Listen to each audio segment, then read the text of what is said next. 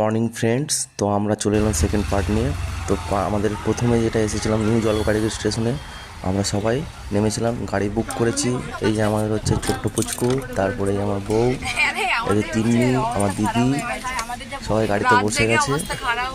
এবং বসার পরে এই যে একজন এসেছিল আমাদের এই গৌরী, তারপরে এই যে খোকনদা আর আমাদের জামাইবাবু বস, সবাই মিলে এবার গাড়িতে চাপার পর আমরা বেরিয়ে যাচ্ছি নিউ জলপাইগুড়ি থেকে একদম সোজা গ্যাংটক মাঝেরহাট।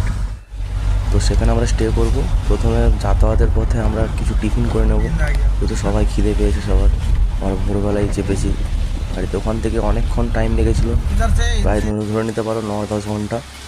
তো আমরা এসে মাঝে দাঁড়িয়ে, তো আমরা হোটেলে একটা স্টে করলাম। স্টে করার পর আমরা হচ্ছে একটা খাবার অর্ডার করলাম। তো আমরা সবাই চা খেয়েছি, শুধু একমাত্র দিদির মেয়ে, বড় মেয়ে তিন্নি, সেই একমাত্র ম্যাগি খেয়েছে।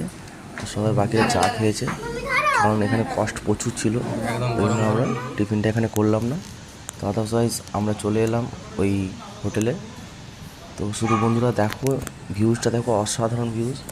মানে জানলা খুললে দেখতে পাওয়া যাচ্ছে পুরো পাহাড়ে সাদা মেঘে ঢাকা।